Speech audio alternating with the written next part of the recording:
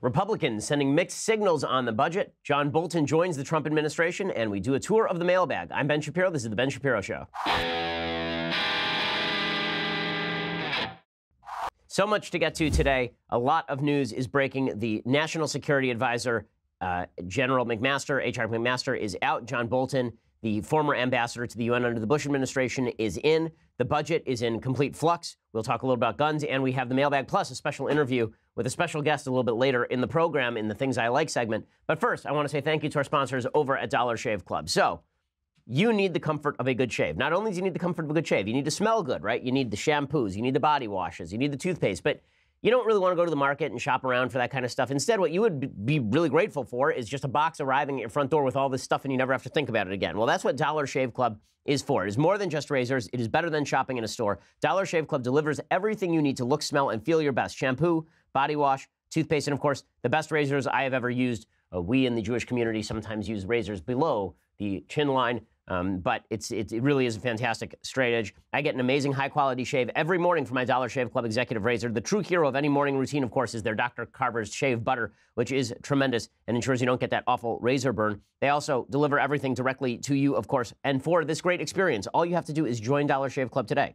For just $5 with free shipping, you get that 6-blade executive razor, plus trial sizes of shave butter, body cleanser, and of course, the fabled one-wipe Charlies, the butt wipes. Then keep the blades coming for a few bucks more per month. Get yours at dollarshaveclub.com/Ben. That's dollarshaveclub.com/Ben. There's a reason they're such a fast-growing company, because their products are awesome. dollarshaveclub.com/Ben. Use that /Ben so you get that special deal again for $5. You get free shipping, six-blade executive razor, and the trial sizes of the shave butter, the body cleanser, and the one-wipe Charlies. And then for a few bucks more a month, that ensures that you keep getting all of those things arriving in your mailbox. So it's just great. dollarshaveclub.com/Ben. Use the /Ben so they know that we sent you. Okay, so we begin today with the latest on the budget. So the budget has passed in the Senate. The budget passed in the Senate by a vote of 65 to 32. It passed overwhelmingly in the House by 252 to 174, something like that. There are a lot of Republicans who are very unhappy with this budget. I am among those Republicans unhappy with this budget. I called it yesterday on the program a crap sandwich. That's because every omnibus is by definition a crap sandwich. It's why it's an omnibus. The whole purpose of an omnibus is to put a bunch of stuff you like in there with a bunch of stuff you don't, and then say to folks, if you don't vote for this bill, you're voting against all the good things, right? You're voting down all of the goodies.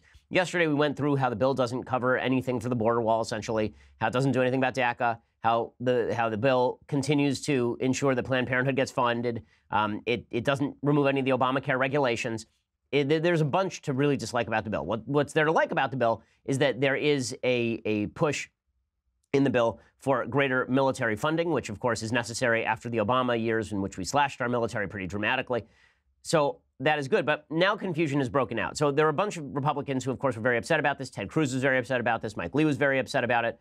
Rand Paul was quite upset about the usual suspects in the Senate who you would rely upon to be upset about a budget-busting $1.3 trillion bill. Those people were very upset about it, predictably enough. But they weren't able to stop it in the Senate, and it rolls through with 65 votes, a almost veto-proof majority. So Trump immediately comes out and says maybe he will veto it. What's weird about this, of course, is that that's not what he'd been saying a day before. So here's what he tweeted today, quote, "I am considering a veto of the omnibus spending bill based on the fact that the 800,000 plus DACA recipients have not been totally abandoned by the Democrats, not even mentioned in bill, and the border wall, which is desperately needed for our national defense, is not fully funded." So a few things about this tweet. Number one, it's fascinating that he's saying that he wants to veto the omnibus spending bill based on the fact that DACA isn't taken care of, that DACA wasn't solved. So several times, I think 3 separate times, there was an attempt to make a deal during this bill negotiation with regard to DACA. And what the Trump administration offered was, and what Paul Ryan offered, was 3 years of continuation of DACA. People could still sign up as dreamers for DACA. 3 years of continuation of DACA, but not final status negotiations on the people who are actually here. You know, it's not a pathway to citizenship for them. They just get to stay here for 3 more years, for 3 years of wall funding. And the Democrats turned that one down flat. They instead suggested that they wanted full legalization of 1.8 million illegal immigrants. Well, Trump had already basically offered that, right? Like a few weeks ago, he offered $25 billion in wall funding, plus end-to-chain migration and a few other goodies in exchange for legalizing 1.8 million dreamers. They weren't able to come to an agreement, and now Trump is saying the Democrats walked away from the table. There is some truth to that, but he has a Republican majority, so why isn't the border wall just being funded? Why isn't the border wall just being funded? If the border wall funding were in there, there's no question it passes the House, right? Trump's able to stump up enough support that he gets that through. And it's weird to me that Republicans aren't passing it. It's also weird to me that Trump is now threatening to veto, considering that 24 hours ago he was saying the reverse. Here's what Trump tweeted yesterday. Quote, got $1.6 billion to start wall on southern border. Rest will be forthcoming. Most importantly, got $700 billion to rebuild our military. $716 billion next year, most ever. Had to waste money on dumb giveaways in order to take care of military pay increase and new equipment. A couple things. One, military pay increase already went into effect, I think, a couple months ago. But beyond that, this is a very pro-omnibus package tweet. Right? This is Trump saying, I like the omnibus package. We even got a little bit of wall funding. Well, number one, Mexico ain't paying for the wall, gang. And this is going to be up to Trump and the Republicans to do it. But it's fascinating to see how Trump flipped on this, on his own bill, right, within 24 hours. Literally yesterday, Mick Mulvaney, his head of Office of Management and Budget, he came out and he said, listen, Trump isn't going to veto this. We may not like the bill very much, but Trump isn't going to veto it. So here's what Mulvaney had to say. Let's cut right to the chase. Is the president going to sign the bill? The answer is yes. Why? Because it funds his priorities. We've talked for the last, 3, 4, 5, 6 months about trying to get the president's priorities funded, and this omnibus bill does that. So all things considered, when we look at the bill, we have to weigh what we asked for and what we had to give away to give it. Is it perfect? No. Is it exactly what we asked for in the budget? No. Were we ever going to get that? No. That's not how the process works. It's a weird strategy, which suggests it's not strategic. Why is it a weird strategy? Because if you were going to threaten to veto something, wouldn't you do it before the Republicans vote for it? So you get your entire party on record voting for a bill you then threaten to veto. What? Like, how is that even logical? How does that make any sort of political sense? Now, if Trump actually did veto it, it would be a sign that maybe Trump actually wants to get involved in the policymaking process, but it also means that it's very difficult for anybody to know what he's going to do. You know, Trump always says that he wants to be unpredictable with regard to his enemies.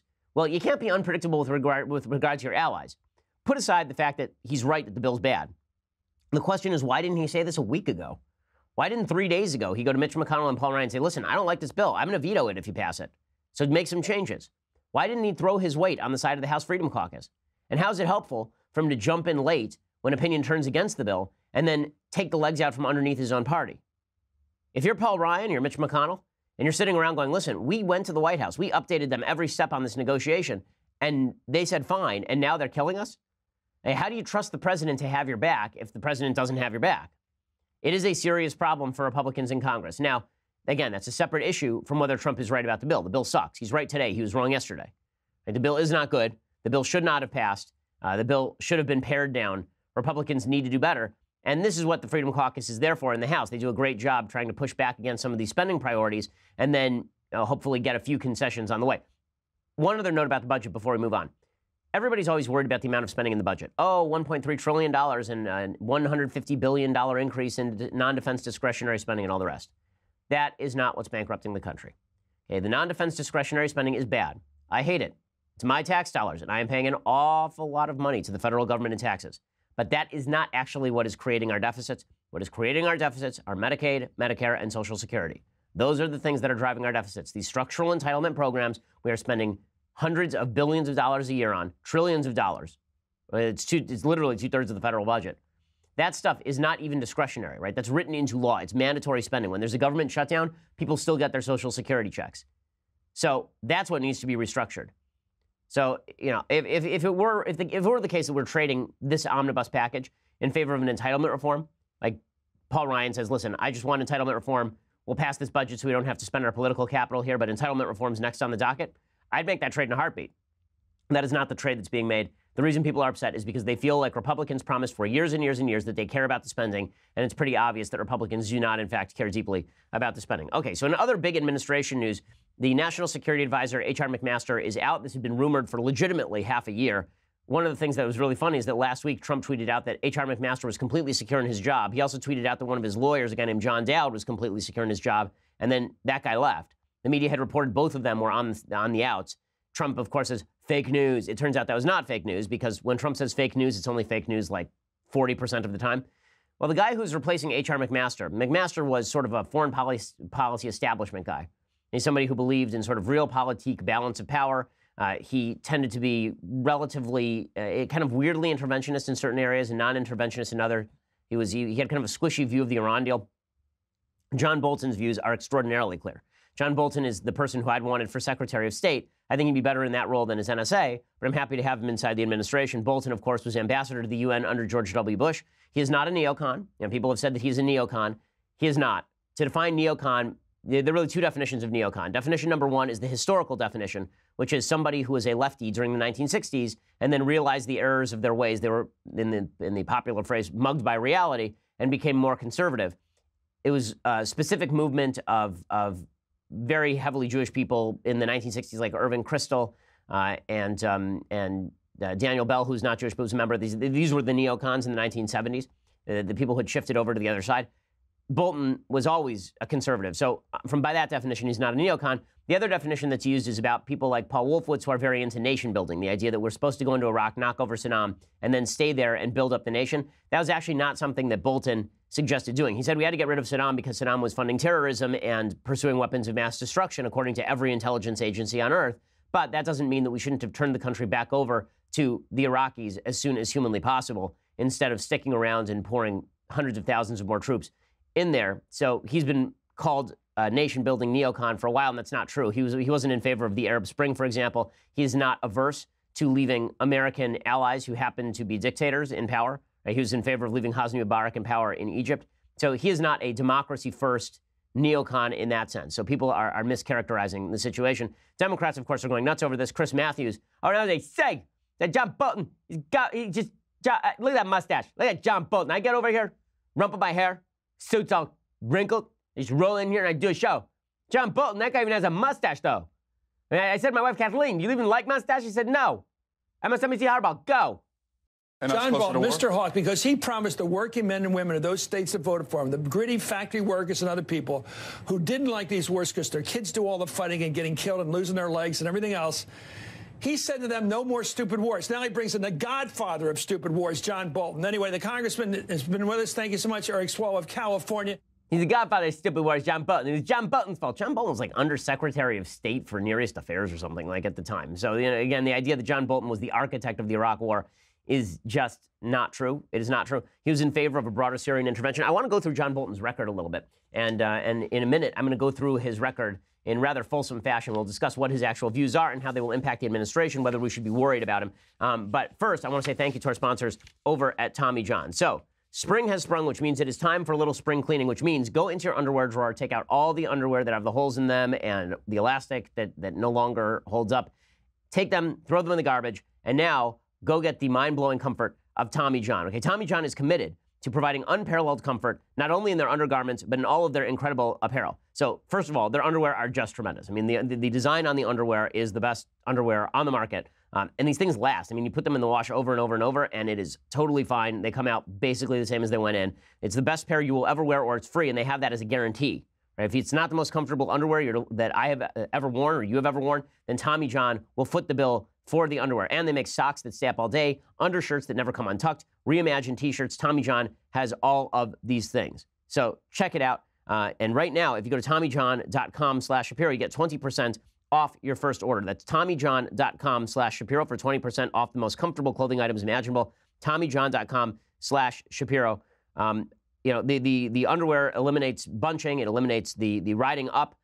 It's designed in a different way. I mean, I don't want to give away all the secrets of the Tommy John underwear because it gets into uncomfortable territory for listeners. But let me just tell you, the Tommy John is Tommy John's underwear are unparalleled in their comfort and their ease. So check it out over at TommyJohn.com/Shapiro, 20% off your first order. Try it, and again, if it's not the best pair you've ever worn, it's free. So TommyJohn.com/Shapiro, 20% off the most comfortable clothing items that you will ever wear. TommyJohn.com/Shapiro. Again, use that /Shapiro so they know that we sent you. Okay, so what exactly is John Bolton's actual record? So here's an editorial that he wrote in 2012 about the situation in Syria. What he said was, as hostilities in Syria roll on unabated, the civilian casualties rise because of combat operations in urban areas and execution-style killings. In response, calls for U.S. military intervention of one sort or another continue to aid the opposition increase, while the Obama administration dithers over whether to continue relying on the UN Security Council and former UN Secretary General Kofi Annan. But what are America's interests at stake, and what is the best way to protect them? Although it is easy to concentrate on the stomach-churning television images, we should operate on the basis of strategy, not emotion. That doesn't mean doing nothing, but neither does it mean knee-jerk reactions instead of careful analysis. He says that regime change in Syria is prima facie in America's best interest, as well as the interests of Israel and our Arab friends in the region, who see nothing but danger for themselves if Iran's hegemonic ambitions unfold successfully. He says there's no reason to coddle Assad. He says that we should have supported the Syrian opposition. He says the possibility of getting rid of Assad is now more remote, given the widespread infiltration of the anti-Assad forces by al-Qaeda and other terrorists. In truth, we don't know enough about the opposition's political or military leadership to predict who would prevail in the immediate aftermath of Assad's overthrow. This is John Bolton writing about Syria in 2012. In such circumstances, the risk of a radical Islamist replacing Assad is considerably higher than it would have been if we had moved to oust him years ago. A relatively orderly exit by Assad is one thing. A disorderly, indeed chaotic exit is quite another, especially given the risk that Syria's chemical and biological weapons assets, and maybe even nuclear assets, might fall into the hands of people even worse than Assad. And then he talks about the humanitarian considerations, and he says without substantial on-the-ground troop presence, we cannot prevent all of that brutality and evil. So he sort of evaluates the whole situation, and he says his bottom line is Obama's not up to the job in Syria. The gravest risk of American involvement is that his administration and Iran might find common ground in the Middle East chess game. Iran would allow Assad to fall, losing its pawn, and in exchange, Obama would agree to do even less than he's doing now to stop Iran's nuclear weapons program. So he says we should cut Syria off from its major supporters. Here's his actual program. Cut Syria off from its major supporters. Russia should be told in no uncertain terms it can forget about sustained good relations with the United States as long as it continues to back Assad. We should resume full-scale, indeed accelerated efforts to construct limited missile defense systems designed by George W. Bush to protect America's territory against Russia and other rogue states. He says we should announce our withdrawal from the New START arms control treaty. And then we should tell Iran that our patience with their decade-long ploy of using diplomacy to gain time to advance their nuclear weapons program has ended. Tehran should face a stark choice, and we can leave to their imagination what will happen if they fail immediately to dismantle all aspects of their existing nuclear effort. And we should also reverse the fantasy that despite its repeated violation of the Nuclear Non-Proliferation Treaty, that Iran is entitled to a peaceful nuclear program. And then he says, finally, in Syria itself, we should do now what we have begun to do 10 years ago. Find Syrian rebel leaders who are truly secular and who oppose radical Islam, who will disavow al-Qaeda, Hezbollah, and other terrorist groups, and who will reject Russian and Iranian hegemony over their country. We'll need some reason to believe the opposition can prevail against Assad. So this is not a guy who's saying, let's go in and knock over Assad willy-nilly, right? This is a guy who's actually taking into account the situation on the ground in Syria and taking a pretty anti-Russian perspective, right? For all the people on the left who are claiming that Trump is in thrall to the Russians, John Bolton certainly is not in thrall to the Russians. In fact, I have the evidence that John Bolton is not in thrall to the Russians. Here's what John Bolton had to say about Russian sanctions just a few months ago. This is in December 2016. The Russians have walked all over the Obama administration for 8 years. It's really been a pathetic performance. So what this last burst of activity has to do is hard to say. I do think it's intended to try and box the Trump administration in. I think it will fail. This is simply an executive order. If President Trump decides to reverse it, it's easy enough to do. If you make them feel pain and others feel pain, then the possibility of deterring future conduct like this increases. That's what we need to do. Okay, so obviously John Bolton is not a pansy for Russia, right? And this is a guy who's very, very harsh on Russia. He's also very harsh on Iran. He's very harsh on Syria. Now, people have said that he's a warmonger. What's hilarious about this is that he's been in favor of a lot of the same wars Democrats were in favor of, right? Libya was actually Hillary Clinton's war. Now, what he said, what Bolton said about Libya, is that we should oust Gaddafi. I think that he was wrong about that, right? He had said this back in 2011, I believe, that we should kill Muammar Gaddafi. It was in March 2011. He said that there was a risk of a terrorist takeover. He says one of the things the administration should be doing is identifying pro-American, pro-Western leaders in the opposition and assisting them. I don't see any evidence they're doing that now. But this is a rare case of Gaddafi on the one hand and the unknown on the other. I'd pick the unknown. Obviously, that was wrong. You shouldn't pick the unknown. You should pick what you know, unfortunately. But, you know, again, the idea that Bolton is some sort of wild cowboy who's out there stumping for war in all cases is not correct. Here's what Bolton had to say about the Iran deal. So Trump's entire national security team now, right? He's got Mike Pompeo over at State, and now he's got Bolton as NSA. All of them are anti-Iran deal, which is a good thing because the Iran deal is a debacle and a disaster. Here's Bolton just a few years ago talking about the stupidity and evils of the Iran deal. But let's be clear what America's interest is. This deal was a strategic debacle. Not only is it bad for the United States in the big picture, the terms of the deal are bad. You can't hold them to the terms of a deal that are as amorphous and unclear and subject to multiple interpretations as this deal is. I think the only thing that we can do to try and get back on the right track is to say the deal's over. I am confident Iran was violating it before the ink was dry. They're doing it still today. And, you know, unless you're content to have Iran on an unimpeded path to deliverable nuclear weapons, this deal has to be scrapped. Okay, so there's no question that he's a hawk, but he's also not a neocon in the sense of nation building. Bolton has defended the war in Iraq. Here's what he said years ago, I believe it's 2009, talking about the war in Iraq and why it was justified. Were we right to go to war? I don't think there's any question that the decision to overthrow Saddam Hussein was the correct decision. I think you have to look at what happened in Iraq through the prism of two separate questions. Was the initial decision correct, and was what happened subsequently the way we wanted it to be? The answer to the first question, to me, despite the events of the 6 years after the invasion, is still unquestionably yes. The regime itself, Saddam Hussein, his Ba'ath Party, were threats to peace and security in the region and the larger world. Okay, so a lot of people on the left are very upset about that because it's become conventional wisdom to say that the Iraq War was wrong. Based on the evidence that we had at the time, the Iraq War was not wrong. The pursuit of how we did the Iraq War was wrong, and members of the Bush administration have acknowledged as much. Again, you can only go to war based on the evidence that you have in front of you. Bill Clinton, Hillary Clinton, Al Gore, John Kerry, every Democrat, Nancy Pelosi, all of them supported the Iraq War because the evidence that was put in front of them was very different from the evidence that was later gathered.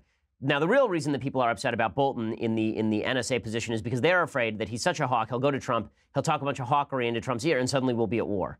And the reason that they're saying this is because Bolton has been particularly harsh on North Korea. So he just wrote an op-ed for the Wall Street Journal in February 28th, 2018, so not even a month ago, in which he talked about the legal case for striking North Korea first.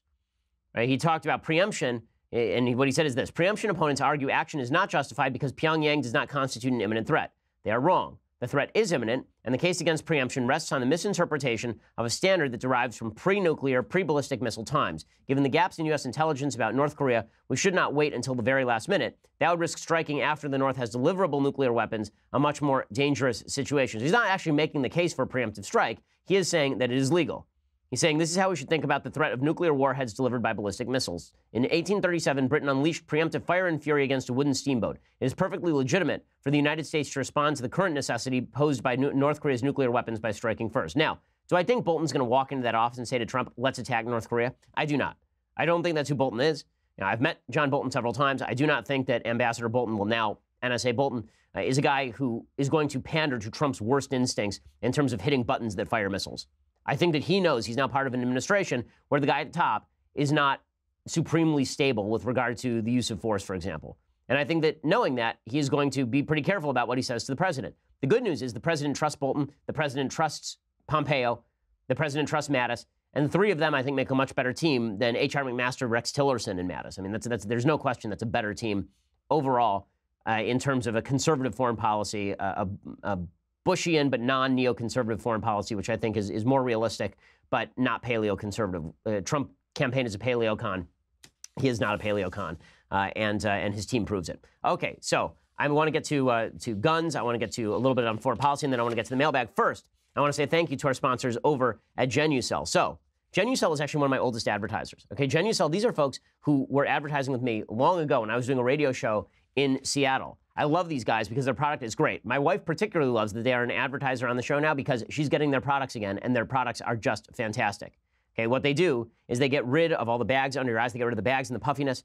They're a problem for millions of men in American men and women, but they have something called Genucel, right? It's Genucel from Chamonix. Okay, they have plant stem cell technology, and people are saying things like this. Here's a letter they've received from Susan. I've been using Genucel for a couple of months. The puffiness around my eyes is gone. Even the crow's feet, small lines have disappeared. They haven't come back. I love your product. I use it under my eyes, around my cheekbones, on my eyelids. It's not just Susan, folks. Okay, my wife has been using it. My mom seals the stuff. Like, she comes over to the house, and if my wife leaves it out, my mom just takes it home and uses it. Everybody loves the results that they are getting with Genucel. With its instant effects, you will see results in the first 12 hours, or you get your money back, right? That is the guarantee. Order now and get the Genucel Collagen Builder and Deep Firming Serum, 2 bestsellers, also free. Call 800-663-2904, 800-663-2904. Again, that's 800-663-2904, or go to Genucel.com. That's Genucel.com, Genucel.com. You call now. Express shipping is also free. Genucel.com. Again, it's Genucel.com, and the number is 800-663-2904. As I say,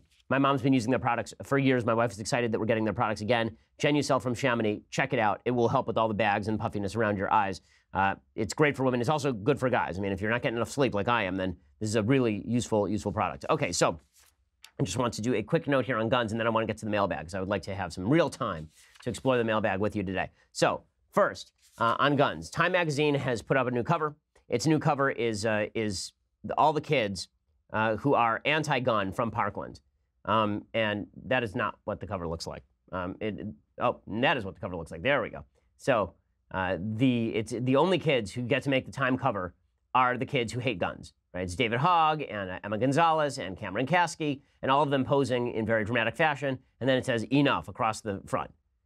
Now, I don't know why one of them is not wearing shoes. That's weird. But besides that, I'm just wondering why it is that only a certain number of these kids get on the cover. Right? Kyle Kashuv, who we've talked about on the show before, and who I've mentored a little bit. Hey, there's no reason why he shouldn't be on the cover there. He's a student there. He's been extraordinarily vocal, and he's been much more useful in the gun debate than any of these kids. Right? Kyle's actually been going around meeting with legislators to talk about the Stop Gun Violence Act. Right? He's been working on that with legislators. These kids are just going on TV and jabbering to Ellen. Like, I understand they experienced tragedy. They're entitled to their perspective. But the only perspective the media wants you to hear is their perspective. And the perspective of people like David Hogg, I'm sorry, his perspective on guns is just not that valuable. He doesn't have anything to say that has any merit to it. Right, here's an interview that was done with him yesterday. It is not good, okay? This is David Hogg jabbering on about the NRA. They're pathetic that want to keep killing our children. They could have blood from children spattered all over their faces and they wouldn't take action because they'll still see those dollar signs. It just makes me think what sick are out there that want to continue to sell more guns, murder more children, and honestly just get reelected. What type of person are you when you want to see more money than children's lives? I mean, it's just disgusting, right? I mean, he's been repeating this crap over and over and over. It's disgusting what he's saying.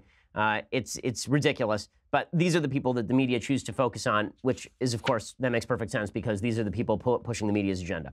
Okay, so now I want to do something special today. And I think we may change the format of the show in order to do this. I want to do the mailbag earlier today so that all of our friends who watch over at Facebook Live and watch YouTube Live, that they can check this out right now by watching the mailbag. If you want to subscribe, by the way, you can be part of the mailbag. So if you want to subscribe right now, then you get your questions answered. We will answer your questions live early on the show today. So let's just jump right in. John says, "What's up, Benjamin, my dude? I'm a high school student competing in a homeschool Christian debate league. Our Lincoln Douglas resolution is nationalism ought to be valued above globalism. Nationalism has been a difficult side for me to argue because I can't seem to find a moral reason nations should value it, just a practical one. Since this is a hot topic nowadays, is there any moral reason nations should value nationalism?" Well, sure. I think there are two arguments in favor of nationalism. And then there's a bad argument that people use for nationalism. So here are the two good arguments in favor of nationalism. The first one is that nationalism isn't nationalism, it's patriotism. What you are defending about the United States, why America is a great place, is because America has a special creed, and that creed ought to be defended. So I'll defend American nationalism, but I'm not as interested in the nationalism of nations that have crappy founding principles.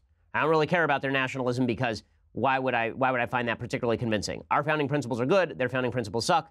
Therefore, America's nationalism is a good thing because a stronger America in the world is a better thing for the world and for the citizens of the United States. Okay, that's argument number one, is that the principles upon which a country is founded should be the basis for nationalism, which means patriotism over nationalism, right? Not globalism, not nationalism, patriotism. Okay, the second argument is one that was made in the Federalist Papers that we talked about a few weeks back, and that is that there is a natural drive for people to feel a kinship with the people that they occupy a country with.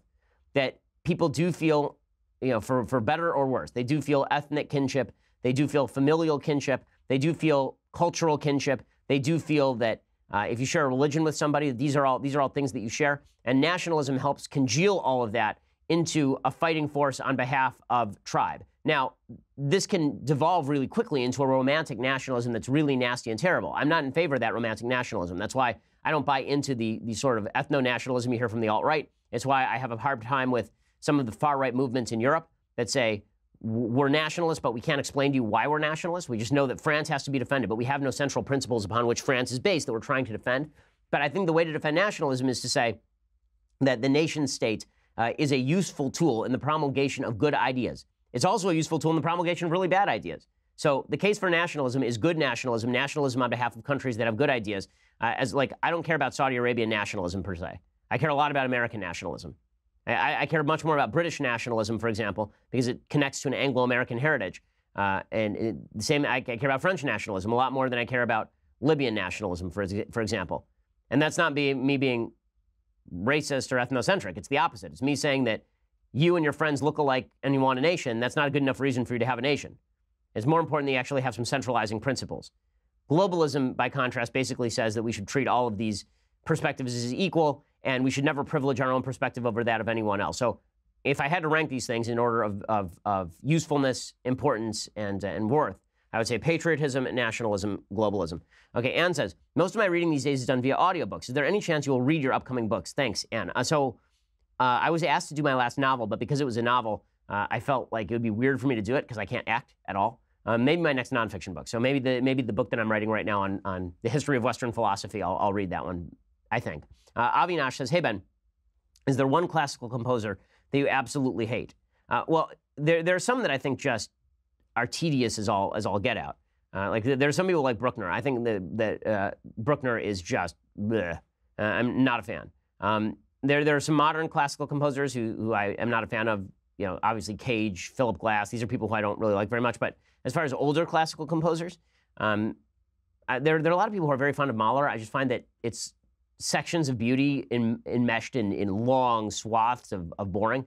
Wagner needed an editor with an axe, because he has these incredible moments of uplift, but every opera is 18 hours long and filled with fat people singing at each other. So you know, I'm not a huge Wagner fan. I do rank them differently. Obviously, like Liszt is fun to listen to, but I don't find him particularly deep. But I'm very much with like if I have to name the top four, it's the same as everybody else's presumably, and it's not in this order necessarily. It's Beethoven, Brahms, Bach, Mozart. Right beyond that, Mendelssohn is great. There's some Saint-Saëns that's great. Bartók is great. The ones who suck you really haven't heard of, right? The ones who get replayed on radio over and over are usually the ones who are pretty good. Nathaniel says, I watched your speech at Susquehanna. I thought it was hands down one of the best and most linguistically precise speeches of your career. My question is this. In the Q&A, you debated the head of the college Democrats and cited some very specific studies. How much of that was from memory? How much time do you spend preparing stats and information before a given speech or debate? Well, I spent my entire career enmeshed in stats and statistics and reading. Right? Earlier this week, for example, I did a 15-minute segment, maybe a 20-minute segment, on one specific study that was cited in high profile by the New York Times.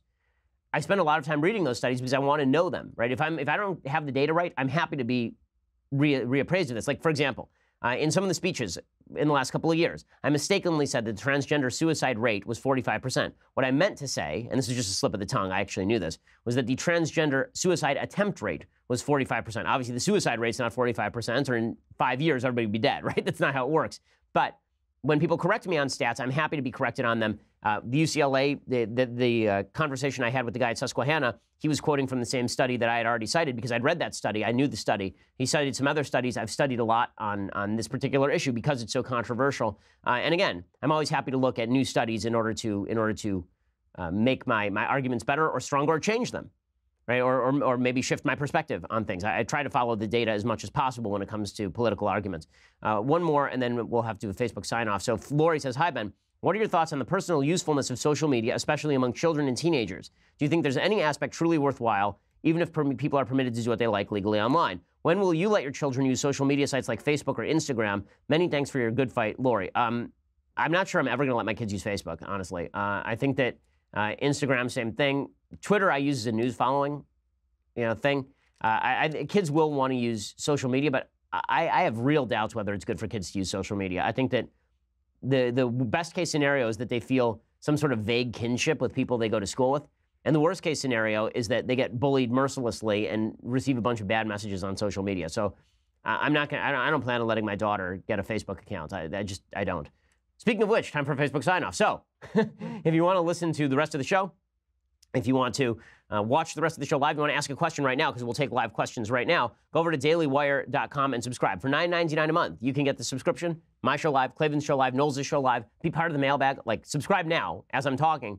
And before you know it, you will be asking me a question, and I will be answering it for you. So go check that out right now. Annual subscription comes with this: the very greatest in all beverage vessels, leftist tears, hot or cold tumbler. Ooh, magical. So you get all of that with the annual subscription. If you want to listen free for later, then go over to SoundCloud, go to iTunes, go to YouTube. Please subscribe. Please leave us a review. Again, when it comes to the subscriptions, guys, you get all that good stuff. Plus, you're helping us out. I mean, let's be frank about this. We all need your help, especially with the social media crackdown on so many conservative companies. And so if you really like what we do, help us out by subscribing. It really is something that I'm personally very grateful for. So go check us out over there. We are the largest, fastest growing conservative podcast in the nation.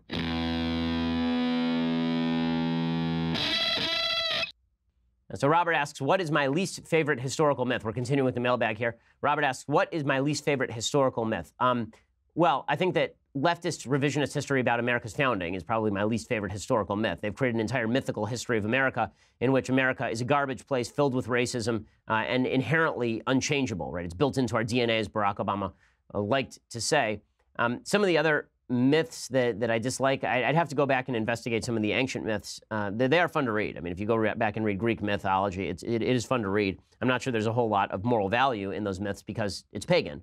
And one of the problems with a lot of the pagan myths is that they are supposed to reinforce the chaotic nature of the world, right? The reason that paganism was paganism and it's not completely illogical is because people looked at the world, they said this is a chaotic place, it must reflect the fact that there is chaos in a realm beyond that is manipulating the chaos that is happening here. This is where Judeo-Christianity changes everything. Judaism changes everything by saying, no, there is a master plan to all of this, and all the stuff that looks like chaos to you may not actually be chaos in the eyes of the person who made in the eyes of the person, not meaning human being, but in the eyes of the being who designed the system. Daniel says, what are your biggest qualms with anarcho-capitalism? My biggest qualms with anarcho-capitalism really are just lack of understanding about how law enforcement needs to work, for example. So the argument for anarcho-capitalism is that you'll just have roving bands of people who hire each other for protection and everything will go fine. I think you do need a basic gridlock of, a basic framework, rather, of laws that guarantee, for example, possession of private property to be protected by a police force that is applicable to everybody, because otherwise private property is not a central concept. You know, all the bases of capitalism require somebody to protect those bases. Blake says, hey, Ben, do you think a conservative can become governor here in California? Maybe. I'm actually not completely, I don't think it's completely impossible. I think it's difficult, obviously. But I think that you have to have a conservative who actually runs on crime, right? You can't have a conservative running on education like Schwarzenegger or like my friend Tom Del Beccaro. You can't have people, Tom hasn't actually run for governor. Who was it who ran for governor? The other, goodness gracious, I told him over and over, Anil Kashkari. When Anil Kashkari ran for governor here in California, I kept telling him, why are you not running on crime? And he said, no, I want to run on education. I said, then you will lose and lose really badly, which indeed he did. I think that it is, maybe that would have happened anyway, but the only time Republicans win in blue areas is when they talk about crime, right? Rudy Giuliani, Richard Riordan here in Los Angeles, that's when you get a Republican winning, is when they talk about crime and quality of life issues. Let's see. Lori, let's see. Did Lori's question right? Okay, Neil. He says, hi, Ben. Here in Ireland, the student visa to USA and a wee overstay is seen as a rite of passage. Many Irish go on to become undocumented illegal workers in the U.S., but maintain a strong passion and love for life out there. Over Paddy's week, our Taoiseach, Prime Minister, was visiting and proposing solutions to this, with one scheme being put forward as the new scheme would see new visa benefits and protections for Americans in Ireland in return for them doing something similar for the undocumented Irish in the United States. Having lived and worked in both countries, there's a lot of Yanks who are eager to come across the Atlantic. How would you feel about a nation-by-nation solution to illegal immigration, as well as the above in particular? Well, I mean, I'm in favor of a person-by-person solution to illegal immigration, not even a nation-by-nation one. I'm not sure that we should be doing foreign exchange programs with Ireland, but I do think that if there's somebody who wants to come over here and they're an asset to the United States, I'm not sure that Ireland should have to give up anything for that. I think that, if people want to go work in Ireland, they should be able to go work in Ireland, and they should get a work visa, and if they want to work here, they should come here and get a work visa. I really don't think immigration is all that difficult an issue. I think people make it more complicated than necessary because they're afraid of objective standards that they think are going to end up with some sort of racial or ethnic disparity. Isaac says, hi, Ben. I'm 17, and over the past couple of years, I've developed a great interest in politics, mainly the Constitution. This has given me a chance to write some constitutional opinion pieces for my local paper. I know this is how you got started. I want to know if you had advice on how I should try to get my articles published elsewhere. Thanks for your conservative stand. I'm a huge fan, Isaac. Well, Isaac, I'll say this. When I was 17 and I was writing a syndicated column, one of the things that was happening, one of the reasons that my column was picked up is because it wasn't just my opinions. It was also me doing reportage from college campuses. So if you actually want people to take your opinion seriously, first you have to offer something that no one else can offer. Not your opinion, but something new. So either you've uncovered a fact, or you have reported on something that people haven't known before. And when you do that, then people actually start to take your opinion a lot more seriously because you're bringing information they haven't heard. This creates a bond of trust between you and the reader, and now they actually want to hear what you think about the issues that you've brought to the forefront. So you have a phone, as my mentor Andrew Breitbart said, your phone is a camera. That means you're a reporter now. Logan says, hey, Ben, I was wondering what your stance on military intervention is. Do you take the more libertarian isolationist stance, or do you believe that as leader of the free world, we have a moral obligation to involve ourselves in conflicts we have otherwise no business in? Thanks for the awesome content, Logan. So I think that, number one, we generally should not get involved in conflicts in which America has no interest. That said, if we can stop, a humanitarian crisis from occurring with very little sacrifice of American blood and treasure, then that may be worth considering, simply because we may end up winning allies in that place. We may end up making that country into a better country. I'm not in favor of us being there for long periods of time in nation building, but I think that muddling through is the basic principle of American foreign policy. It really is. And what that means is that you have to take every situation as it comes and calculate it based on a risk-reward assessment. I don't think that it's one size fits all. I don't think it's like it meets minimum standards, now we're going to get involved. I think you have to look instead at what it costs. You have to look at how much money, how much blood we're going to have to spend, how many soldiers we're going to have to send over there, what the outcomes are going to be. Case-by-case basis is necessary, which is why I was in favor of the Iraq invasion, but not in favor of the intervention in Libya to overthrow Gaddafi, for example. Okay, final question. Daniel says, hey, Ben, love the show. I'm trying to find tickets for the Trump-Biden brawl. Was listening to you and your bestie Knowlesy talk about all those shootings and bombings. There's a lot of talk about how it's mostly white young males shooting schools, churches, or bombing. I do not think it's terrorism. It obviously must be ideologically motivated to be terrorism. But why do you think all these young white males are doing this? Shout out from Alaska. We're freezing for no reason. P.S. We own a lot of guns up here, no school shootings. Well, I think that a lot of young males are involved in violence, period, right? It's just different kinds of violence. Young males are the most violent cohort in the United States. It's true across the world. This has always been true for all of world history. I think that a lot of young white males are doing this right now because there's a tremendous lack of meaning that's set in American society, and also there are not enough parents in the home to provide that meaning. I think that's the really simplistic solution. Okay, so a couple more questions. So Elise says, why is it that almost all people of the same occupation, example teachers, all seem to have the same politics? Well, the answer there is that there actually is a teachers guild. And in order for you to be a member of the teachers guild in many states, you actually have to be a member of the union. The union is a leftist union because you are a state employee. I think one of the reasons teachers tend to swing to the left is because state employees tend to swing to the left, because when you work for the state, you happen to think the state is your friend. This is something that Ludwig von Mises argued in his pamphlet/book Bureaucracy, which is worth a read. Another question says, if you had to make a new dollar bill, who would you choose to put on that dollar bill? Wow, great question. Well, Reagan's not on a dollar bill, so I think that you'd have to talk about putting Reagan on a dollar bill, obviously.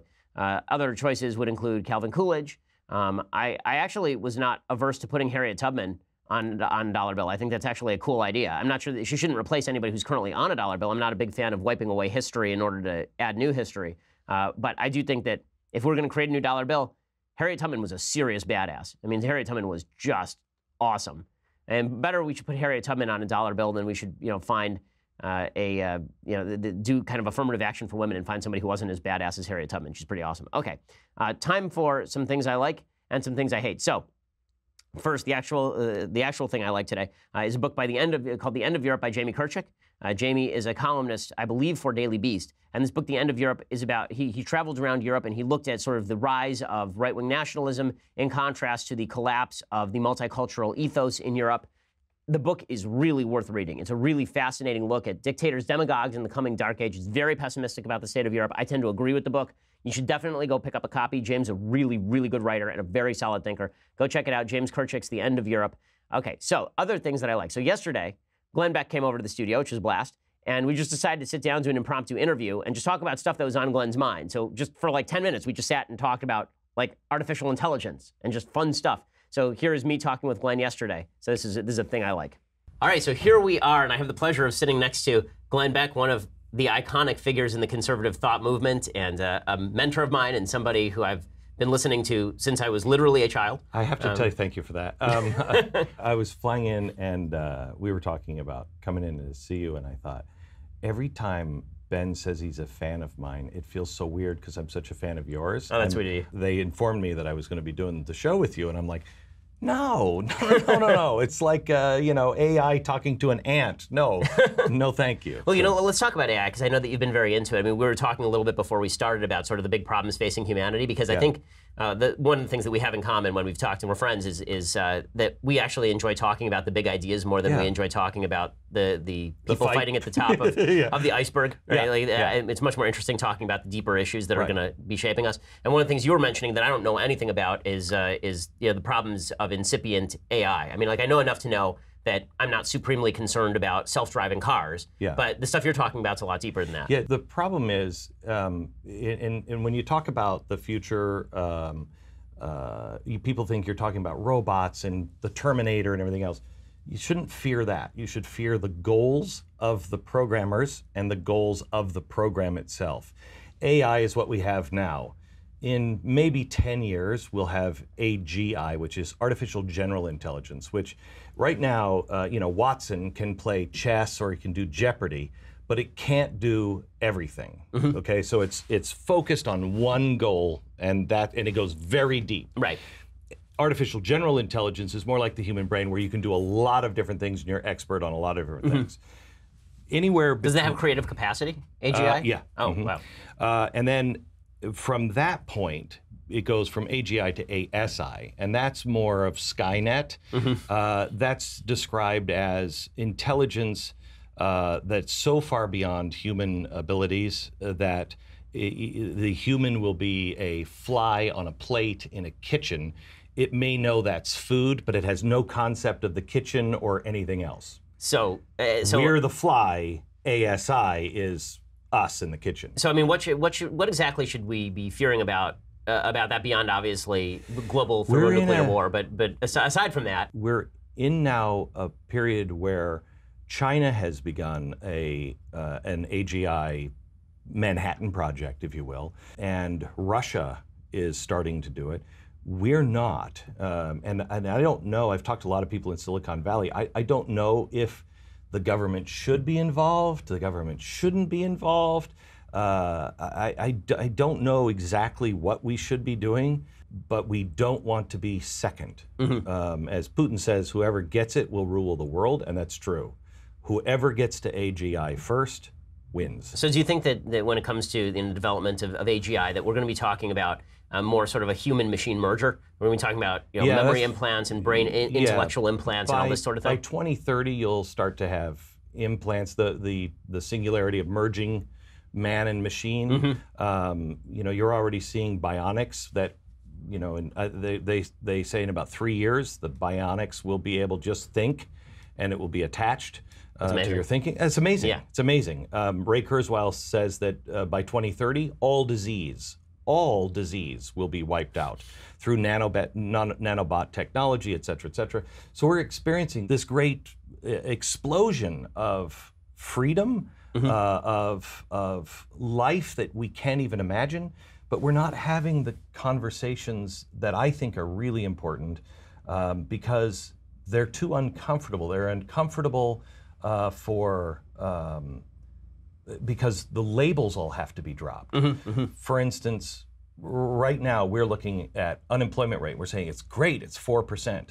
But the people who are working on AI and AGI are saying, wait, we should be going for 100% unemployment. Right, it's all leisure time. Right, all leisure time. Which then says, well, where do people find meaning? How are we going to be giving people money?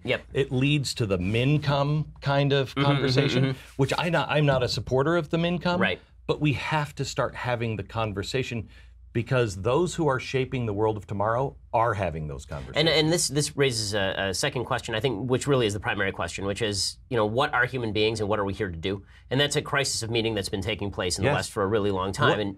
What is life? Yeah. What if you read Ray Kurzweil and many others, he believes by 2030 to 2050 that you will not be able. The Turing test is just a few years away, and when a computer says, "Don't turn me off, I'm lonely," is it life? We can't agree on the life inside of a woman. Right.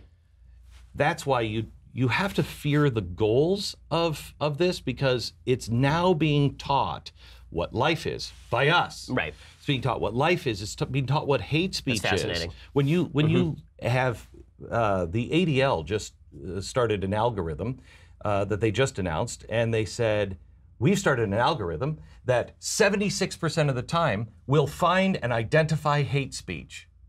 Well, wait, hold it. Right. What is hate How are you speech? gonna define that? Yep. How are you defining it? What do you mean? And they said, in a very short period of time, we believe this algorithm will be able to identify hate speech 100% of the time.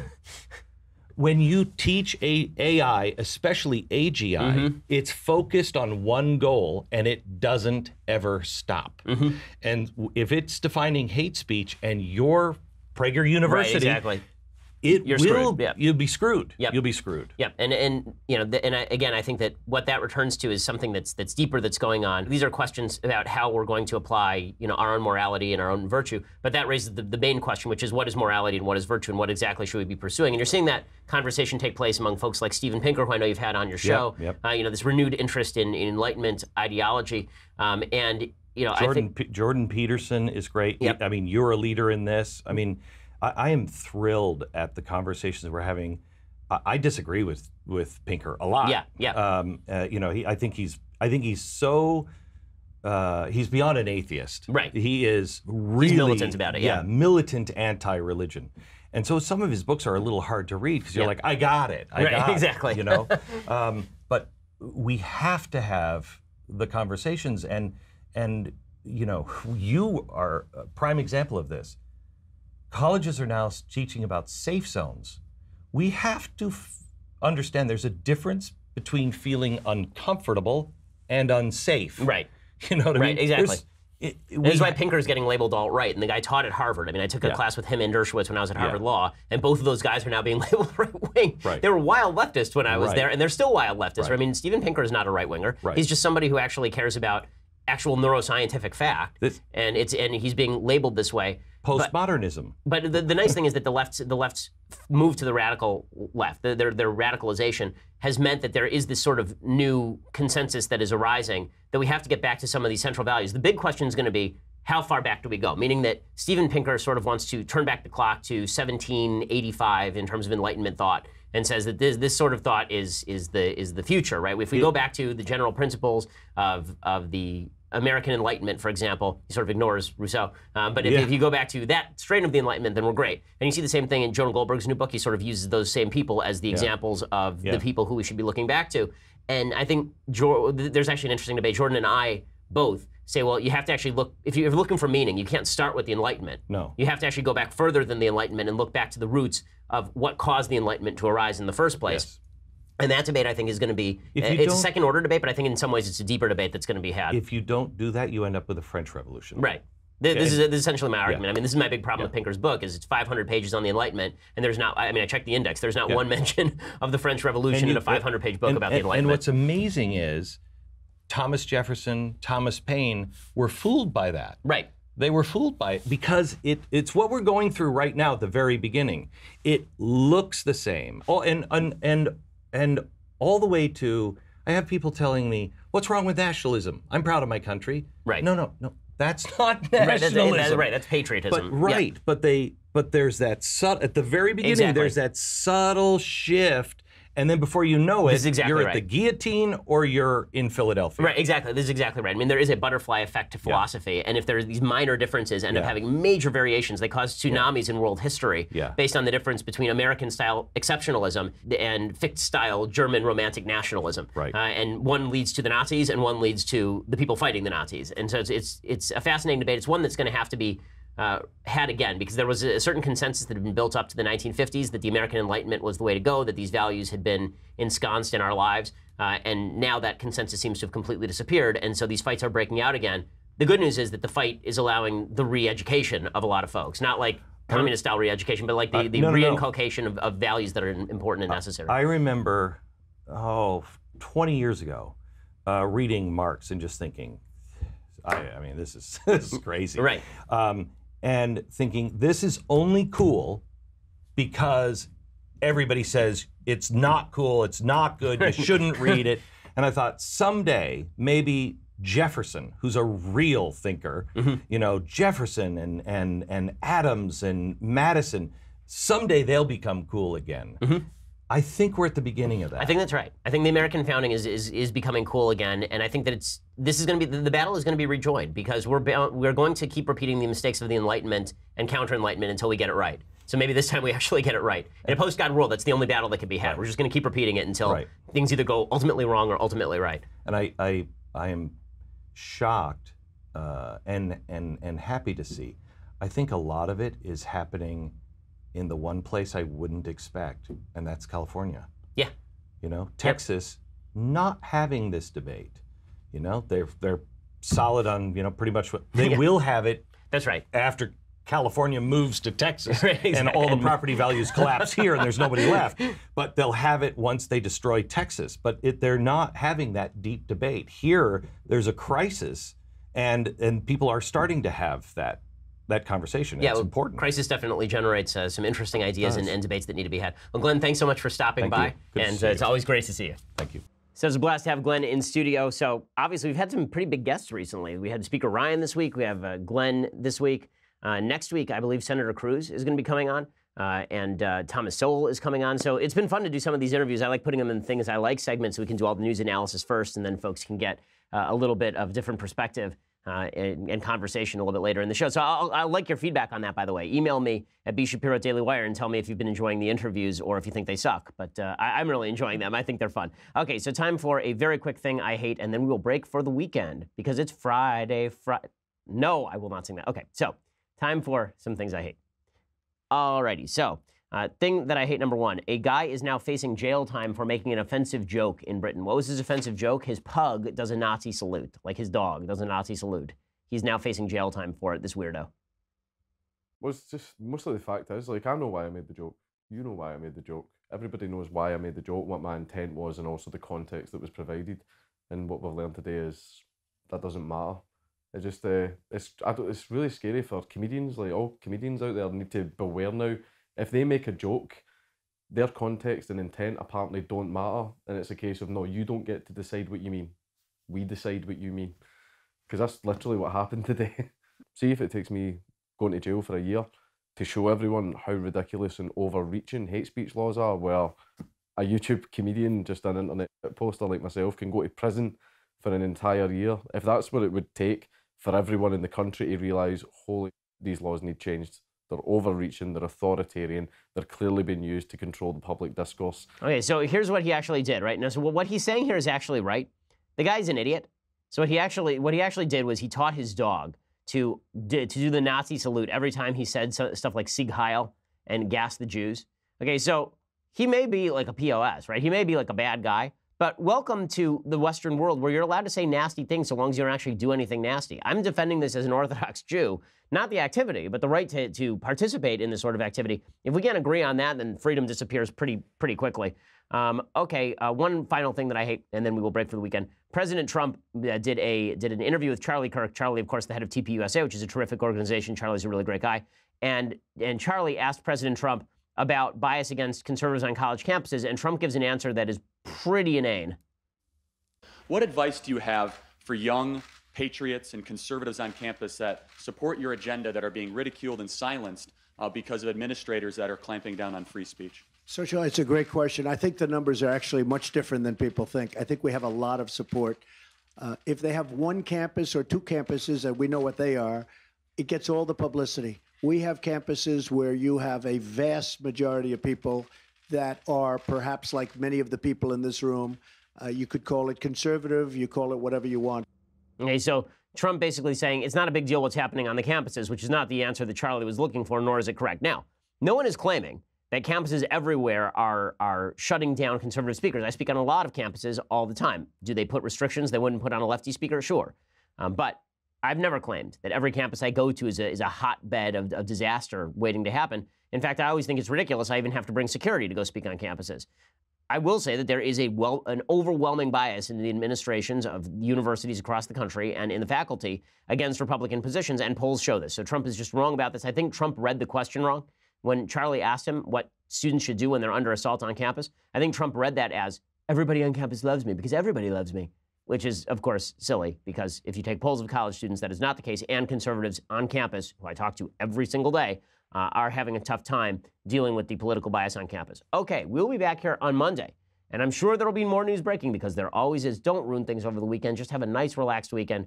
We'll be back here on Monday to ruin your life again at that point. I'm Ben Shapiro. This is The Ben Shapiro Show. The Ben Shapiro Show is produced by Mathis Glover, executive producer Jeremy Boring, senior producer Jonathan Hay. Our technical producer is Austin Stevens, edited by Alex Zingaro. Audio is mixed by Mike Coromina. Hair and makeup is by Jesua Alvera. The Ben Shapiro Show is a Daily Wire Forward Publishing production. Copyright Forward Publishing 2018.